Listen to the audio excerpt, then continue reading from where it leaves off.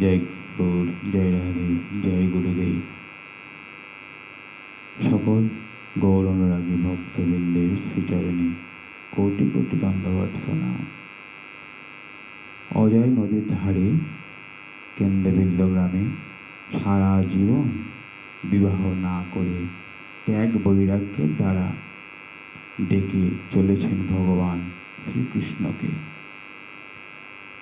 গীত গোবিন্দ গ্রন্থ পৃথিবীতে দ্বিতীয়টি নাই। মহাপ্রভু নিত্য আস্বাদন করতেন। জয়দেবের চরণে প্রণাম করলেন পদ্মাবতী। জয়দেব সারা জীবন গোবিন্দ ভজন করলেন, কিন্তু পদ্মাবতী নিজ হস্তে রন্ধন করে গোবিন্দকে প্রসাদ পাওয়ালেন। গীত গোবিন্দ লিখতে গিয়ে কলম থেমে গেল। আগে রাধা না কৃষ্ণ লিখব, কার প্রেম বড়? গোবিন্দ নিকুঞ্জ মন্দিরে রাধারানী চরণ দুটি বক্ষে ধরে অশ্রু জলে অভিষিক্ত করছেন।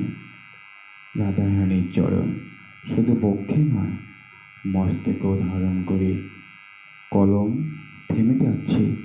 কি করে লিখি?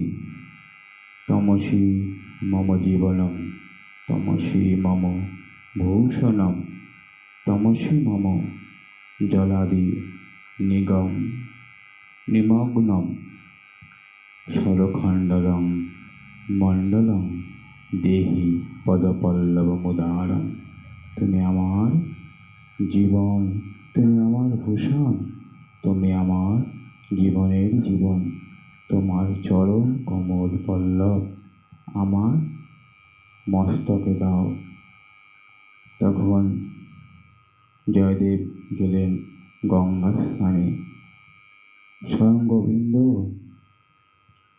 যখন গঙ্গা স্নানে জয়দেব গেলেন, স্বয়ং গোবিন্দ এসে পদ্মটি লিখে দিলেন এবং পদ্মাবতী গোবিন্দ জয়দেবের রূপ ধরে পদ্মাবতী তাকে গোবিন্দকে সেবা দিলেন এবং গোবিন্দ সেই পদ্মটি লিখে দিলেন, দেহি পদপল্লবমুদারম। অর্থাৎ আমাদের ভজন হচ্ছে, বৃন্দাবনের ভজন হচ্ছে রাধা দাস্য, আমি রাধা দাসী। অর্থাৎ রাধার চরণ আশ্রয় করা একমাত্র কর্তব্য। ঠাকুরানীর চরণ, শ্রী রাধারানীর চরণ আমাদের সবসময় নয়ন, যেন রাধারানীর চরণ এক মুহূর্ত রাধারানীর চরণ চিন্তা ছাড়া কোনো চিন্তা না করি। মনকে সবসময় শাসন করতে হবে।